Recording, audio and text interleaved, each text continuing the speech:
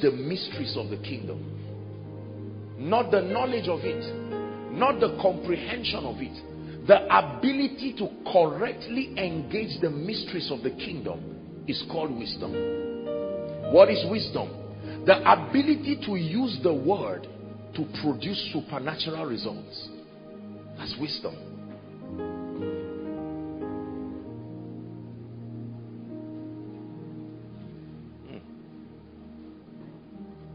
My brothers and my sisters, I can show you scriptures upon scripture. We're doing an introduction today.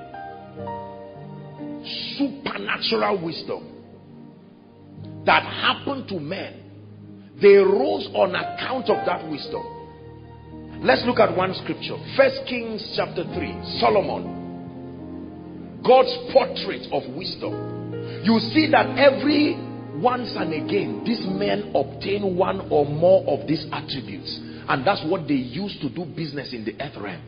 And they dumbfounded the wisdom of men. 1 Kings chapter 3 and verse 9. We're reading to verse 13 from verse 9. Solomon is praying now. God is asking him, what should I do? And he says, give therefore thy servant an understanding heart, to judge thy people, that I may discern between good and bad.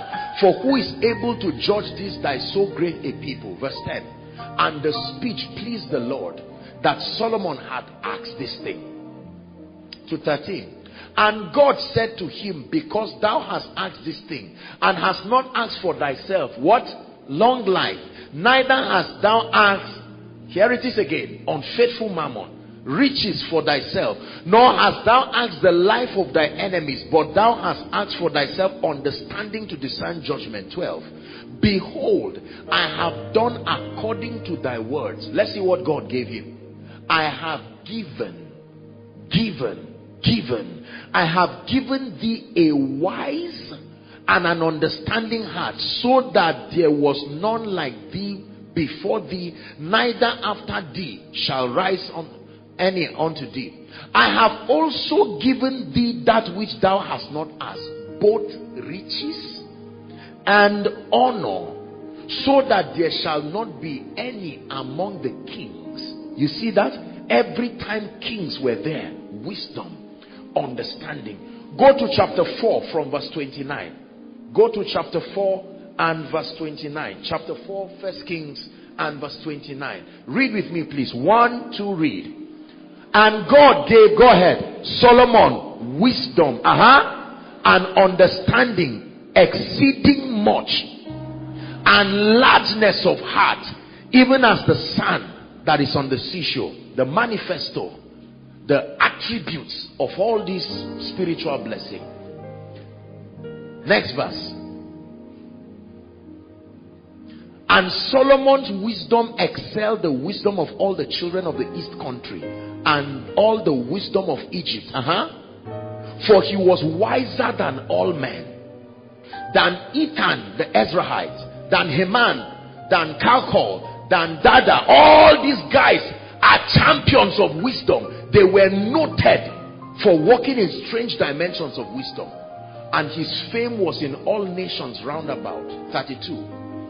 For he spake 3,000 proverbs, and his songs were 1,005. Worship team. You see how songs come? An encounter with the spirit of wisdom. Believe me, one song that will cause the nations to bless you. Have you not seen that music artists write songs, out of 50 they are like 2, 3? You know this is not human. You know it by the way it lasts.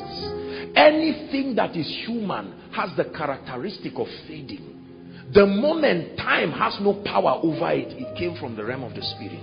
There are songs that were written when we were born and we're still singing it. There were songs that were written last month. We're tired of it. It tells you the dimension. It's not that there's something wrong with the song. The dimension from which the song came. If it is that which is of the earth is earthy. That which is of heaven is heavenly. 33. And he spake of trees